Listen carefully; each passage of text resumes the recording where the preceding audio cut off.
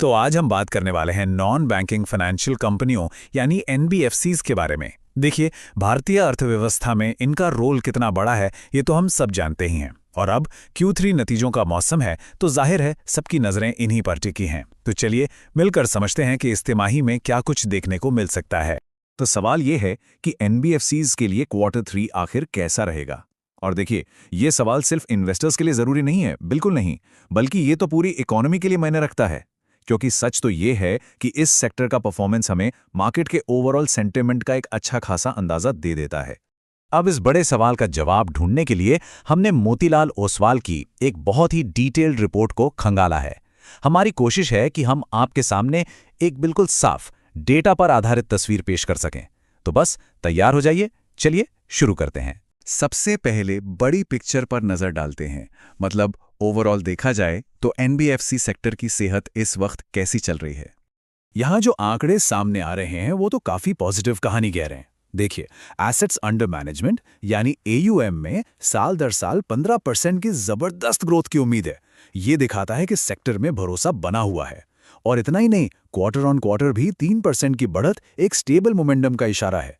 तो शुरुआत तो अच्छी लग रही है। लेकिन कहानी में एक ट्विस्ट है। ये जो 15% की ग्रोथ है ना, ये पूरी सच्चाई नहीं बताती। क्योंकि जब हमने थोड़ा और गहराई में जाकर देखा तो पता चला कि अंदर तो दो बिल्कुल अलग अलग दुनिया बस रही हैं। और ये रही वो कहानी।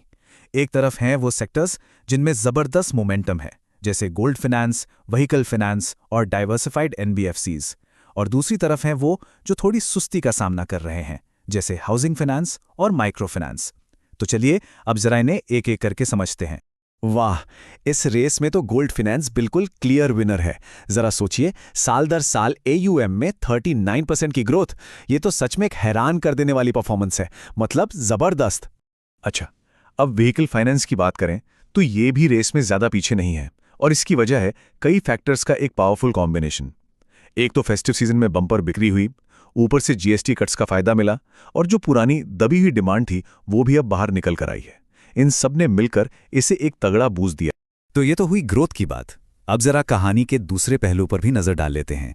देखते हैं कि कौन से सेगमेंट्स हैं जहां थोड़ी सावधानी बरतने की जरूरत है। सबसे पहले बात करते हैं हाउसिंग फाइनेंस कंपनीज यानी HFCs की। देखिए, इनके लिए सबसे बड़ा चैलेंज आ रहा है बैंकों से। बैंकों से इतना तगड़ा कंपटीशन मिल रहा है कि उसका सीधा असर इनके लोन डिसबर्समेंट पर पड़ रहा है और वो धीमा हो गया है। और कुछ ऐसा ही हाल माइक्रो फाइनेंस का भी है। यहां भी प्रेशर के साफ संकेत दिख रहे हैं। उम्मीद यह है कि इनका AUM ग्रोथ लगभग फ्लैट ही रहेगा। अब इसका सीधा मतलब यह है कि इस जरूरी सेक्टर की रफ्तार मानो जैसे थम सी गई हो। तो अब सवाल ये उठता है कि जब एक तरफ जोरदार ग्रोथ है और दूसरी तरफ सुस्ती, तो इन सब का मिला-जुला असर ओवरऑल प्रॉफिटेबिलिटी पर कैसा पड़ेगा।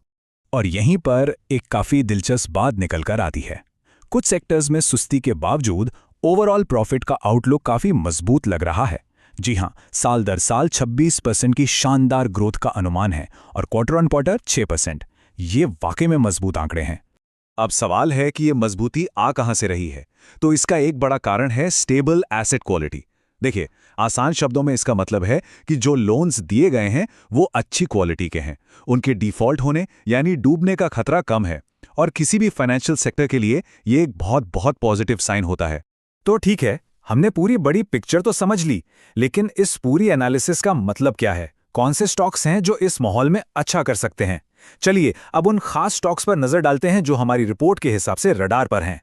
तो हमारी टॉप पिक्स में हाउसिंग फाइनेंस कैटेगरी से हैं SHFL और PNB हाउसिंग फाइनेंस। और अगर डाइवर्सिफाइड स्पेस की बात करें तो वहां श्रीराम फाइनेंस और AB कैपिटल पर हमारी नजर है। ये वो कंपनियां हैं जो हमें लगता है कि मौजूदा मार्केट में मजबूती और पोटेंशियल दोनों दिखा रही हैं।